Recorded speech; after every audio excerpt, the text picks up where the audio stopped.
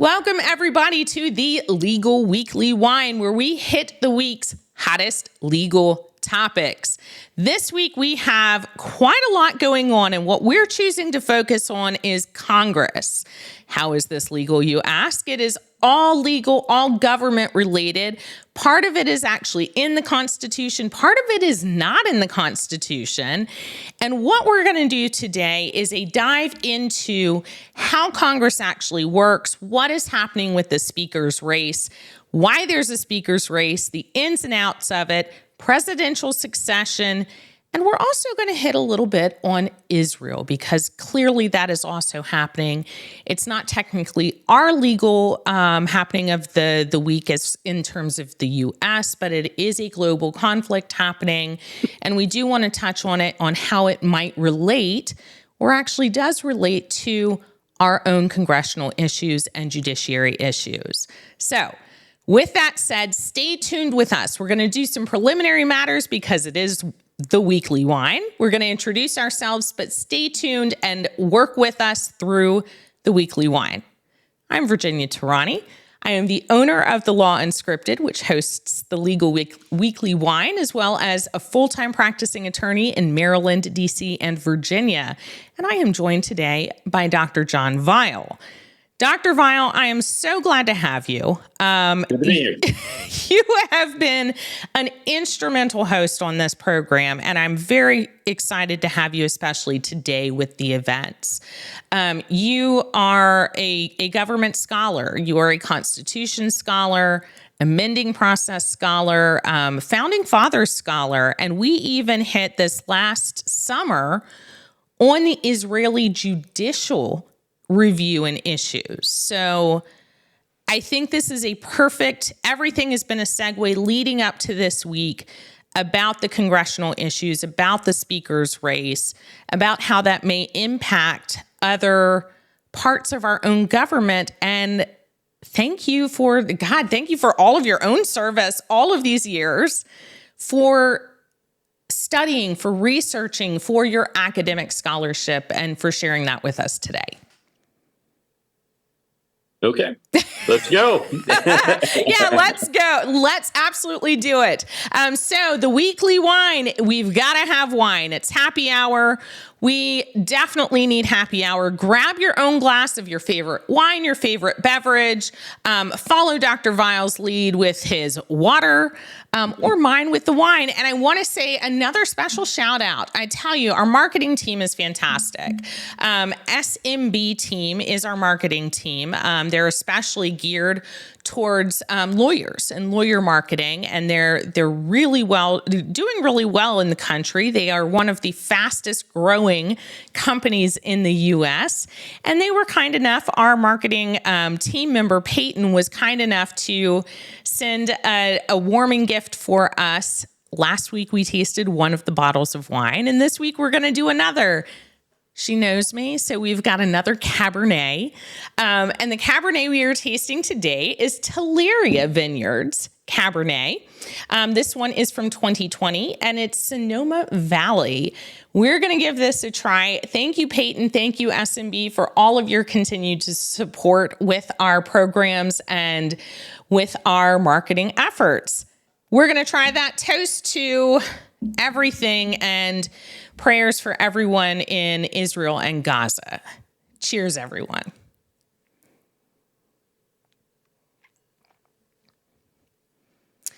Oh, they know me so well. It's delightful. It's really delightful. It is similar in smoothness to the one that we did last week, Vintner's Path, I think it was called, or Vintner something.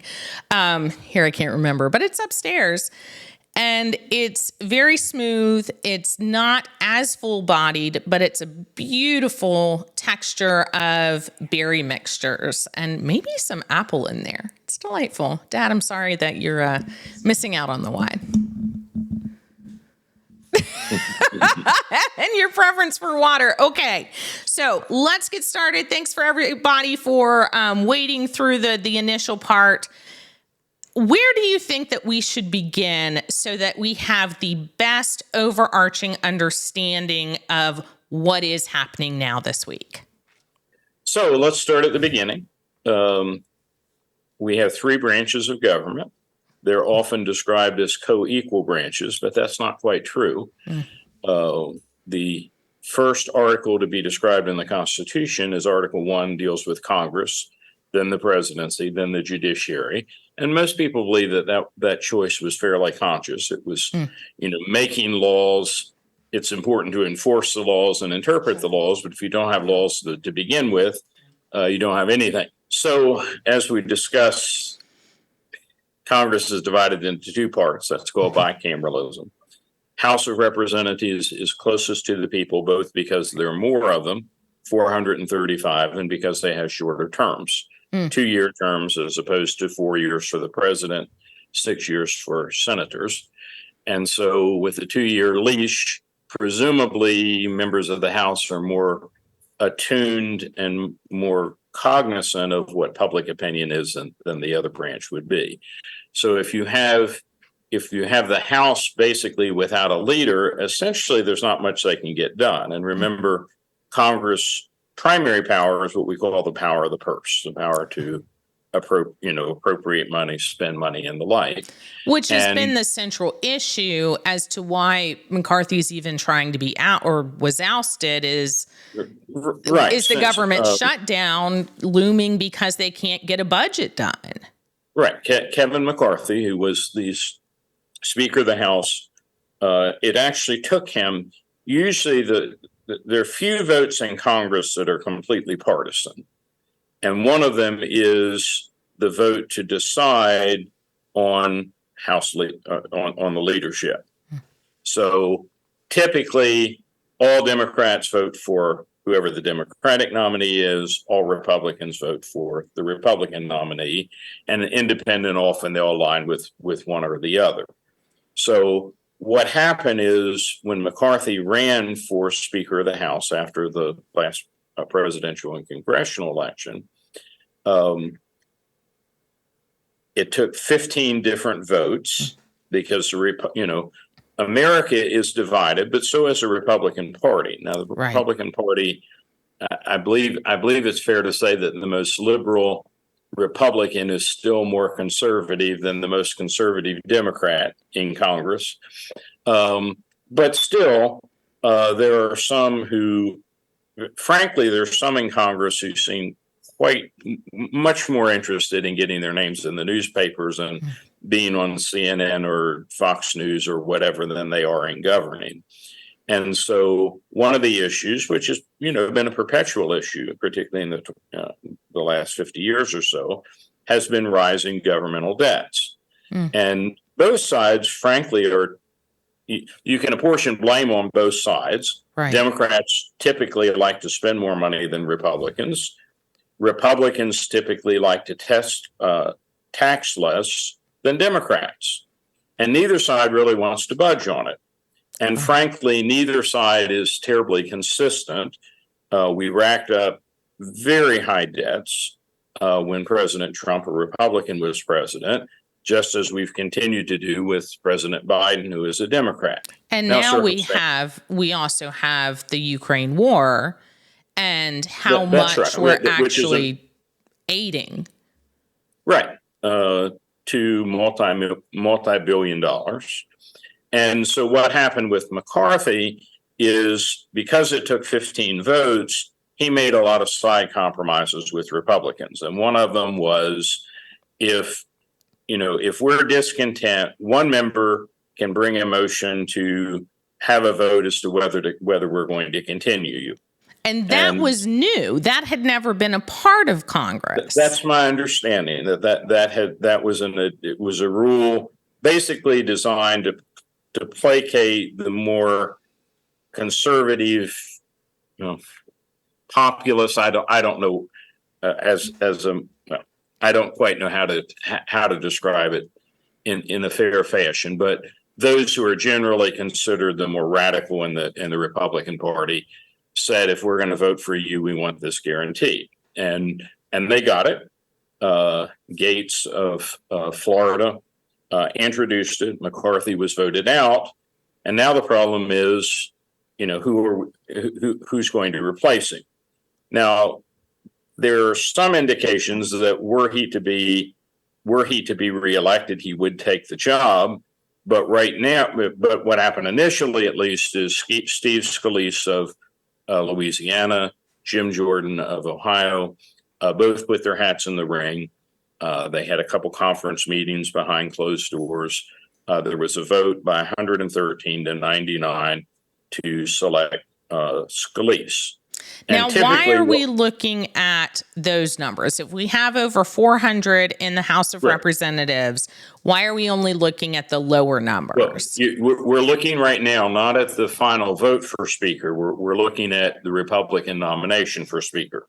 Okay. And Republicans control just, I forget the exact numbers, but, 6 to 10 majority of the 435. So the Republicans caucused, they voted, they selected Scalise over Jordan. Jordan, by the way, one of the things that Jordan made pretty clear was that he would not support further aid to Ukraine. Scalise doesn't seem quite as, I think he does favor aid to Ukraine. But in any event, the problem is we've already had, I believe it's a 6 vote margin of Republicans over Democrats.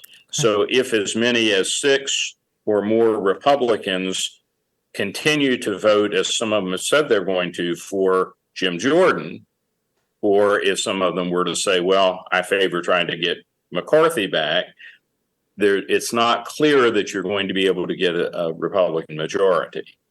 And again, some people blame the Democrats because when the vote was taken on Jordan, that actually was up before the whole House. And some people thought, Kevin McCarthy. Some people thought, well, maybe some of the Democrats will abstain, or maybe they'll even cast their vote for McCarthy rather than take a chance that you would get somebody even more radical than he is. That didn't happen. Let me pause us real quick. Pardon? Let me pause us real quick to go back to some of the basics. With all of this infighting and going to the Constitution that it's so vague and so minimalistic for this speaker, why is it so important that we have a speaker, and what duties do they have that are that important that we've got to get this taken care of, and chaos seems to be reigning at the moment? Well, basically, it would be like if you had a meeting without a chairman or a president. You need somebody in control. Somebody's going to recognize who's going to speak, what pieces of legislation are going to be introduced, that sort of thing. Would it be like the Prime Minister for England who would be in charge of their parliament? The difference, of course, right. The difference is in England, your Prime Minister is always a member of the majority party or coalition.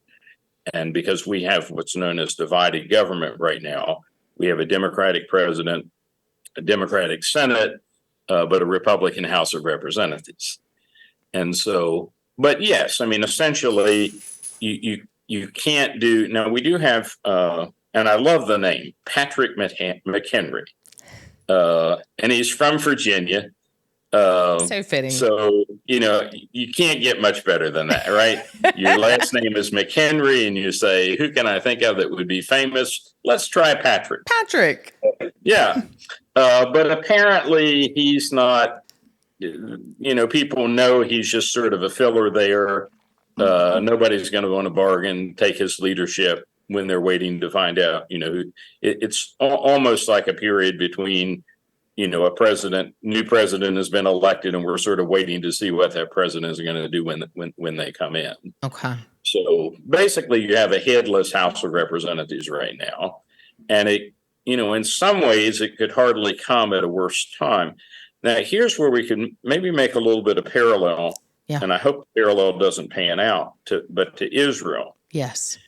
Now, given the nature of Hamas and the Palestinian issues, it may be that no matter who the prime minister was, that you would have had this revolt by Hamas. this attack on Israel. But some people believe that it has been emboldened by the fact that the Israeli government has been so split over the issue that we discussed in an earlier segment, namely Netanyahu wants to rein in the judiciary. It's fascinating. In Israel, they don't have a written constitution, but judges have been exercising the power to void laws that they consider to be violative of due process. And Netanyahu, like some Americans when it comes to judicial review, thinks, well, that's too much power for the court. So he's been trying to rein that power in. And so for the past, 9 months or so, there have been massive demonstrations in the street. And some people, it may be that Hamas looked at that and said, maybe if we attack, the country really won't be that united. Maybe that'll give us an advantage. And some people say, maybe because of all this internal dissension, maybe somebody did take their eye off the ball. Why were they not able to see this coming? Why was it such a surprise? Right. And why did it take so long once it happened to get military in there to take care of these kibbutzes and, various other places that were being overrun? So the question is, we live in a world right now. I mean, Ukraine desperately needs more aid. Right. Israel, we apparently have some stockpiles that we're giving them for their Iron Dome defenses, but they could use more. There's always the threat that China could attack Taiwan. Right. They've certainly been very aggressive in the South China Sea and that area of the world. And is it possible that our adversaries will look and say, well, America's bigger than we are, but given the current divisions within the country, maybe they will not be able to strike back. Now, if this was a calculation, and I don't know if this were the calculation, I guess, and I don't know that it was, it probably has backfired in Israel. You attack a country as viciously and violently as they have been attacked, and people are no longer going to worry about, what political party you're in. And in fact, Netanyahu has created a coalition sort of wartime government to address this. And I think the Israelis are largely unified right now. Now, whether that will continue if they, have a physical invasion of Gaza and casualties mount, I don't know. But, it doesn't. Part of what's happening, the other is sort of a propaganda thing. When I was in my youth, I would hear reports that Russia and China would always point to the United States and they would say, they're a racist country. They still have segregation. Oh, wow. They're having riots in the street. This shows that democracy doesn't work. And, the Chinese and the Russians are doing much the same today. They're saying, right. Don't you want a strong man? Don't you want somebody who can come in and do things, or do you want to have a messy system like that in the United States? So it doesn't particularly help our credibility or our status in the world when we go, for a long time. Now, that being said, we have dissent in our country. That's basic to it, but we're in a fairly vulnerable position right now. No, that's interesting and a fairly scary synopsis and thought. But I think it's fair because it does seem through what's happened. I mean, to the best of my knowledge, this vote that McCarthy agreed to when did this deal with the devil, essentially, that the vote could be cast to remove him for the first time in our history. The fact that it was played, the fact that it worked and he was removed does seem to have given way to a much more vulnerable position for us, to a much more divisive. And this, by the way, is not issue. mandated by the Constitution. It's not a constitutional flaw. Now, there is a constitutional flaw, in my judgment. Well, Okay. it's not directly. But this fact, is I've the been reading- legal side, and that's what I want to hit is where is what in the Constitution could help us, would help us, or is even hurting us and should be reviewed and revisited. Well, of course, one of the things that's often said about the framers is it's not quite true. They didn't anticipate political parties. They did anticipate factions, but it didn't take long for political parties to develop. Part of this is a development from that. What I was going to say, I think, is a flaw right now is, God forbid, that the president and vice president should die. According to a law passed in, I had it down in my notes here, Presidential Succession Act of 1947. That was not a part of the original Constitution, which I think a lot of but people it's adopted believe. by a Congress that was. Mm-hmm. So, and essentially, president, if he dies or is disabled, is succeeded by the vice president. If the vice president dies or is disabled, he or she is succeeded by the Speaker of the House. And then, by the way, after that, it's the Speaker pro tem.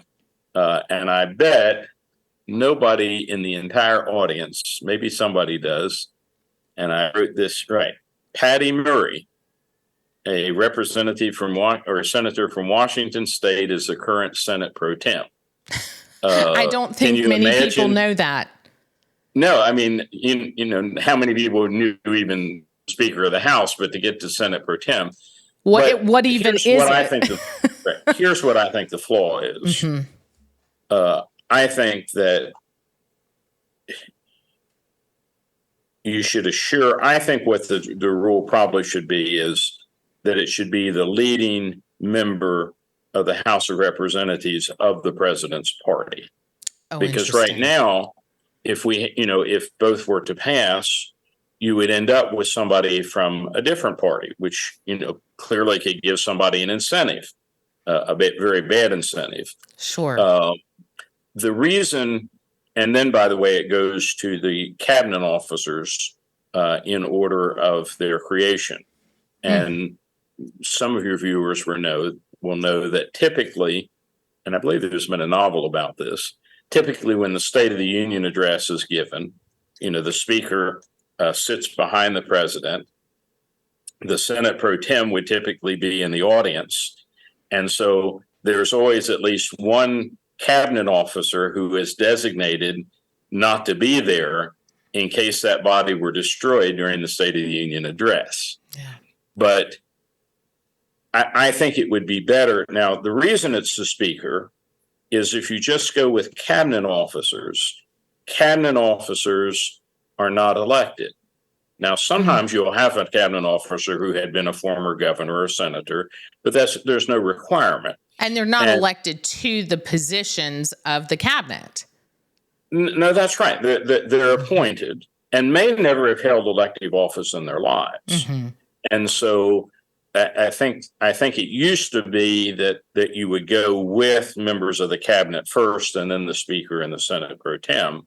They reversed it so that you would at least have someone who, and in a sense, the Speaker's elected twice, right? First from his or her district, and then by their colleagues. So, typically a Speaker is a fairly competent individual, but it does raise an anomaly. Now, to bring in I always like to bring in a book that I've read over the last week or two, book by Jay Cost, who's associated with Grove City College, called Democracy or Republic.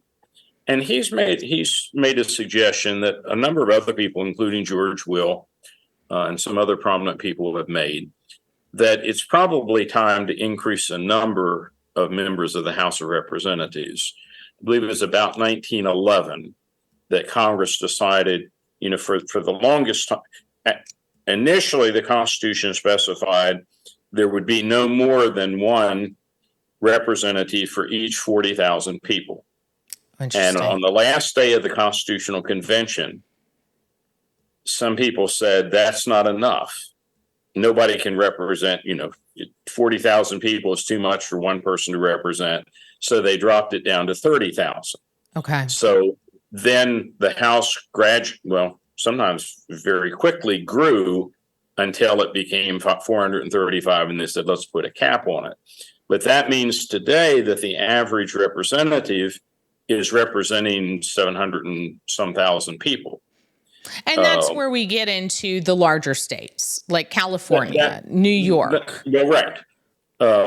So it's somewhat right. It somewhat diminishes the power of the larger states because each state is guaranteed at least one representative. But if you had a larger number of people in the House, if you go back to the famous Federalist Number 10, which was written in defense of the Constitution by James Madison. Madison argued that one way to cure factions, which is basically what we have in Congress right now, is to increase their numbers. And he reasoned that the larger number of factions you had, the less possibility there would be that you could have a majority faction. Okay. And so if we had, let's say, 1,000 members of the House rather than 435, and it would also, then arguably you would have more interest there, possibly lead to greater compromise. And a side effect, which some would like and some would not, I would happen to like it, would be that since the Electoral College is based on the total number of senators and representatives, you would give larger weight to population in the electoral vote count than you currently do. So you'd have basically a higher reliance on the popular vote. That's on population, which is related to it. Now, the other thing about the Electoral College is that all but 2 states use a winner-take-all system. That's not mandated in the Constitution. But the beauty of either changing that or adding to the people number in Congress is that neither would require a constitutional amendment. Then if it doesn't require an amendment, how would it be done? Well, Congress set the cap on the House of Representatives, so they could unset the cap. Now, how many viewers, if you said, hey, instead of paying for, 535, counting the senators' salaries, maybe we ought to double that. Some people might say, we have 435 too many already. Let's just, in my mind, it's like, well, why do we have the House at all? Let's just get rid of them and do the Senate. That way we have two per state anyway. It seems representative. They're still elected. But it's not right. I mean, the Senate is the most, and I don't say this in a negative fashion, but simply as a category. The Senate is the most unrepresentative body probably in our government in terms of popular vote. Rhode Island, Wyoming gets the same votes as California, New York, and Texas. Okay. So if you were going to, if we would ever, and if you look at our British antecedents, the reason we have a bicameral Congress is basically because we were familiar with the British Parliament, which was bicameral. And the progression in most bicameral legislatures, particularly at the national level, has been to increase the power of what they would have, their House of Commons, their lower house, which represents according to more, it's not, they use the proportional system. But nonetheless, if we were to eliminate or diminish a branch, it would probably be the Senate rather than the House. Now, and this leads to another legal portion of, there's been a lot of calls for stacking of the Supreme Court. And it seems to me, in going back to the Constitution, what are the mandates of how many? None. Yeah. Constitution doesn't specify how many justices there are. But I would argue that these are 2 radically different things. Okay.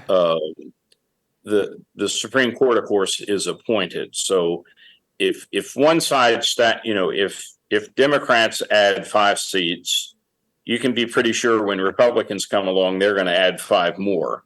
And the next thing you know, we're going to have a Supreme Court the size of the House of Representatives. Sure. I understand the sentiment behind stacking the court, but I don't support it. By contrast, there could be some advantages to increasing the number of the House. And one of the things possibilities we haven't discussed is, could enough Republicans jump ship and say, we are just so divided we can't come to any conclusion, we're going to vote for Jeffries, we're going to vote for the Democratic minority leader. Oh, fascinating. So even step outside of their own party. Right. And again, remember what I said, though, almost always this is a purely partisan vote. And that's why, it's sort of easy to criticize the Democrats. Well, why didn't they step in and save Kevin McCarthy? And it's like, well, they're not there to take care of the problems of the Republican Party. On the other hand, they are there to take care of the problems of the American people. And it could come a time where people would say, I don't think it's going to happen, but I think it's more likely that Kevin McCarthy would be renominated and become Speaker than Jeffries, but it is a possibility. And we have to have for the Speaker after. Okay, so we get through the caucuses. Right. Then we go into the House to have the actual vote. And then the Senate still gets a vote. I don't think so. Not for the House. Okay. In other words, each House of Representatives shall choose its Speaker and other officers. Okay. And I think there's a similar provision for the Senate. So as far as I know, it's only internal to the House. But what seems to be happening, and this is going to be broadcast on Friday, right? And so I don't know. Yeah, either late Thursday night or Friday of the week. So I don't know what will happen, between Thursday noonish and then. But right now, what seems to be happening is Republicans are saying, and Scalise is sort of leading, I don't want the vote yet. I haven't been able to line up enough people to assure that we will have, all it takes is 6 or 7 people who jump ship. And he's trying to make and I mean, this is wise. There's no use having the vote if you're not going to win it, unless you are just trying to push it on to let us think about other options here. And in the meantime, with this happening, where do we stand on the government shutdown, and how will this impact that timing? Right. My understanding is when the predicate for the vote on Jordan was when Jordan cobbled together an agreement for, I believe it was 45 days. Is that Jordan or McCarthy? What did I say? Jordan. Yeah, McCarthy. Okay. Yeah. So McCarthy said, we're going to get a compromise between Democrats and Republicans, which will keep the government running for 45 days. So, right. If nobody is in place in 45 days, then that means we would have a government shutdown. And again, part of this is, there are some people who say, well, it's about time. Government's spending too much money. This is the only way to get a leash on it if it takes a shutdown to bring it to attention so much. But that assumes that the rest of the world is going to stand by and we're not going to have any immediate crises in the near term. Right. And we seem to live in as dangerous a world today as we have in the last 20 or 30 years. Right. Oh, goodness. So do you have any suggestions that we could pass on to Congress, to the representatives, or even to our viewers as to our thoughts and our actions going from here? I think the main thing in terms of civic education is we need to remember when we elect people to Congress or any place, the loudest and the person who gets the most attention is not necessarily the person who is most committed to their country or who gets the most done. And we have, to use an old term that used to be used at the Senate, we have a lot of show horses and not nearly as many workhorses. And ultimately, I believe in political parties. I believe in a two-party system, but parties should come below country. Hmm. And there could be a time where the most important thing that some Republicans could do is say, if we can't come to a consensus, let's choose a Democratic leader.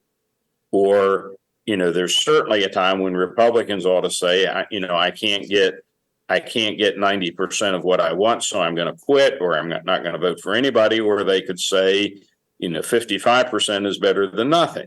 Sure. And again, we need to remember we have a House that leans slightly Republican and a Senate that leans slightly Democratic. And most measures in our government require both houses to come to an agreement on an identical bill. Right. So it's nice to say, well, we're just not going to cooperate. We're not going to give any money until we build a wall with Mexico. We're not going to give any money to Ukraine.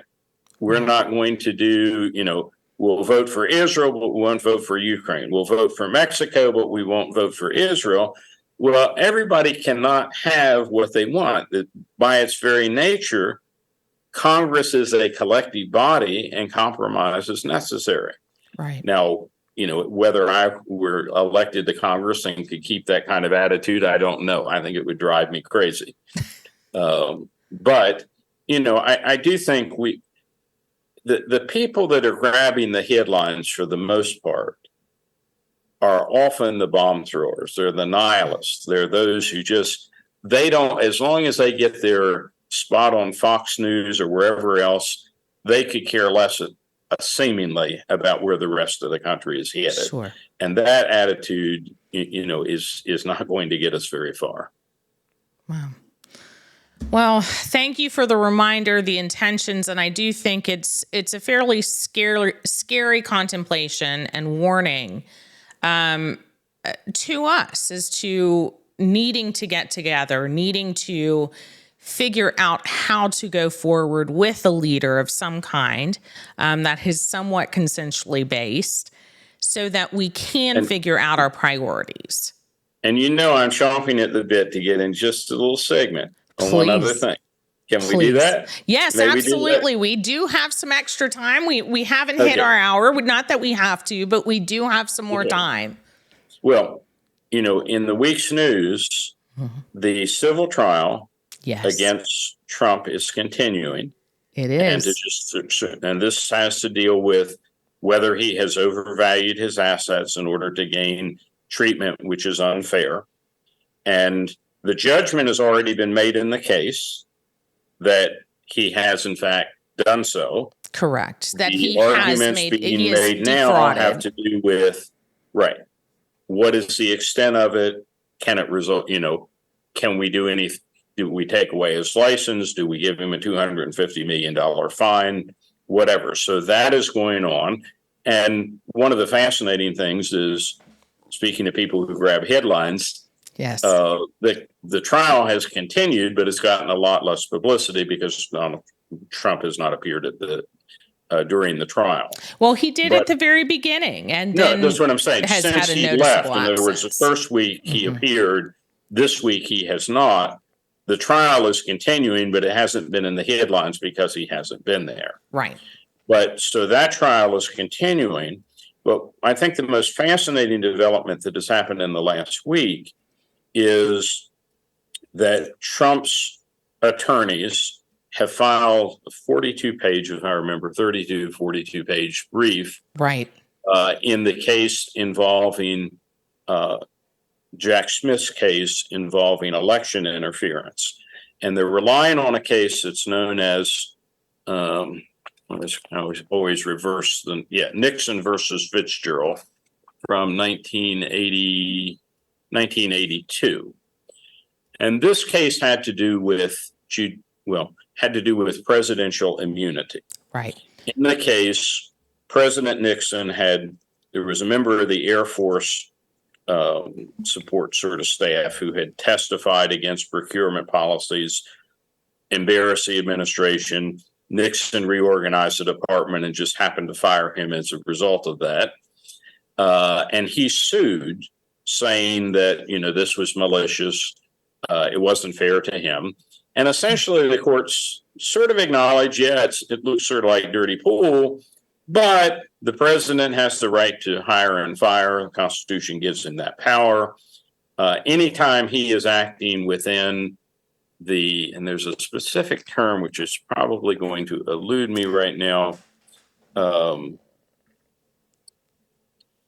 Anyway, within the outer ambit of his responsibility, we're going to give him immunity. By the way, we do the same thing for judges. Sure. Judges are going to make bad decisions from time to time. If you question the motive of every judge for every decision, nobody would want to take the job. Right. Now, so the president his lawyers have filed this brief, which essentially say that his calls to Georgia and to Arizona, his thinking about appointing a new attorney general, all of these are related to the election.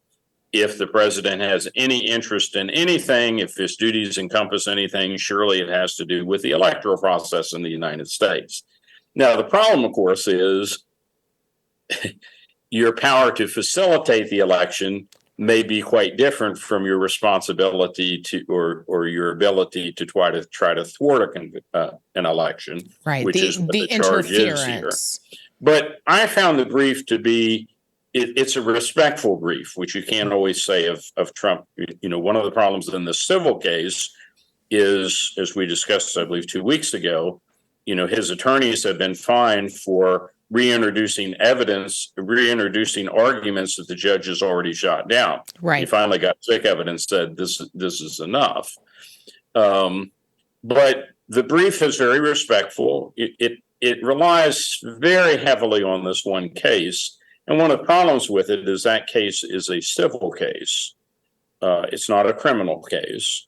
And U.S. versus Nixon, which is the case involving whether Nixon had to release his tapes to Congress, right? The court seemed to give much greater weight to criminal prosecutions than it would ordinary civil cases. And Jack Smith's is a criminal case. That's right. The electorate, well, this one is. Now, I'm not. Yes. Right. The one happening right now. Interference. Mm-hmm. That's right. This would be a criminal case. And so Fitzgerald is not directly on target, but it does raise. I think that part of the argument that I think might be the strongest is the argument that deals with whether Trump certainly had the ability to fire an attorney general. Sure. Now, and he certainly has the authority to nominate somebody in that person's place. And we don't typically say, well, he's nominating him because he's a party hack, or he's nominating him because he's a personal friend. And I think that may be a place where the court would say, yeah, he seems to have been, they might be able to use it as part of a larger picture. He engaged in a conspiracy to thwart the election, and this is an indication. But you might be able to say, well, that is so, the power to hire and fire is so clearly within the president's line of responsibility that it certainly falls within the outer sphere. Mm. So maybe that part of the charge, at least, you would not be able to use as evidence. Right. And in my mind, especially from the attorney side of it, I agree. The brief seems to be much better than most of the legal opinions and appeals and discussions that his team has had in other cases, especially the civil trial in New York. But the question to me that will be the focus is, how far does that extend? If right. It's the ability to hire and fire, okay, well, maybe we get this one piece, but how much larger right. of this conspiracy, this attempt to overthrow? I think it's more likely if it has any weight, it would chip away at a couple of the pegs rather than the whole thing. Right. But your viewers do need to understand the two things to discuss here, and I'll forget the second one. But one of them is that this will not prevent him, I believe, from state prosecution. Right.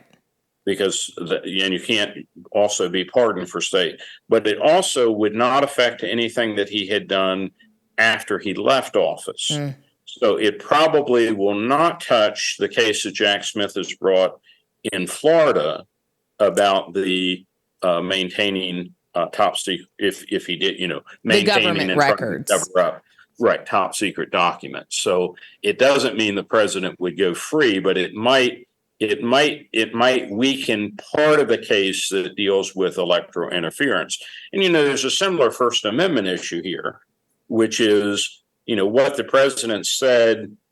Many of us would regard as reckless, but was it the cause of imminent? Did he have cause to know that it would bring about imminent lawless action? Sure. That's at least something that could be discussed, and we'd have to inquire a little bit more into it. But it's still fascinating developments, and we need to remember. And the other thing, of course, that happened this week is that Sidney Powell had made an attempt. Powell and Chesbrough, I believe, are the two that are going forward. On the 23rd, very soon now. Right, coming up. And she had made a motion to dismiss her case, and it has not been dismissed. So there's still a lot of action here, and it may be that what we'll talk about for the next several weeks is Israel. Right. Yeah. I mean, it depends on what the legal issues are that are most prominent. And I do think at least within 11, 12 days, whatever it becomes, that trial will become a focus, as will, I expect, this New York fraud case to continue.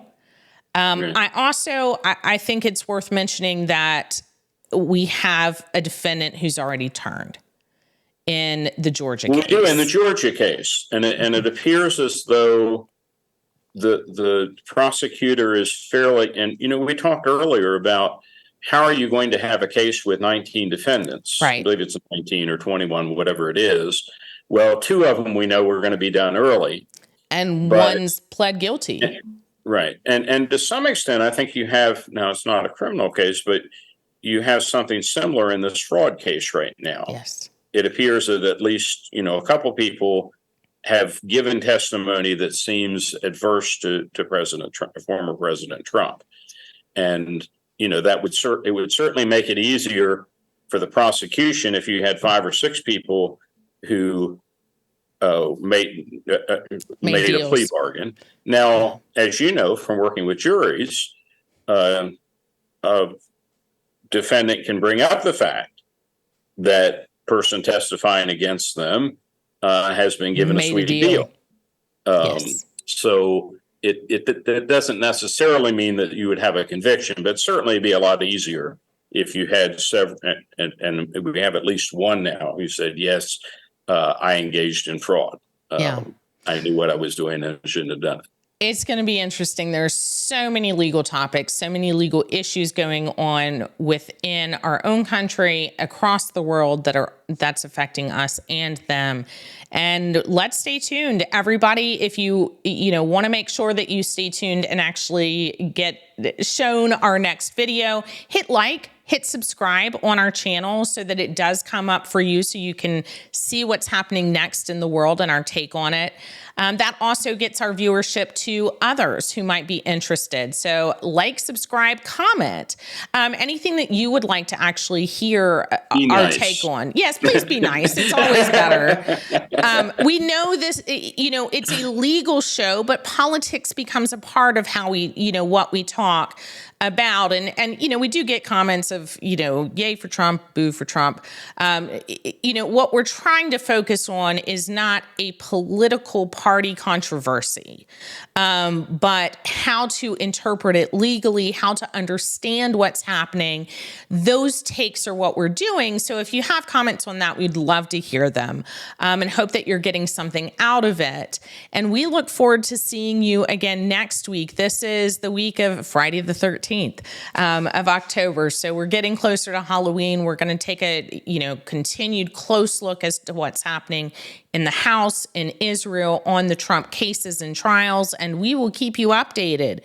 Thank you for watching. Dr. Weil, thank you so much for your continued insight, especially on the Constitution part of it and how that's relating to Congress. And May I comment here? When we get to Please. Halloween, maybe we can talk about the spirit of the Constitution.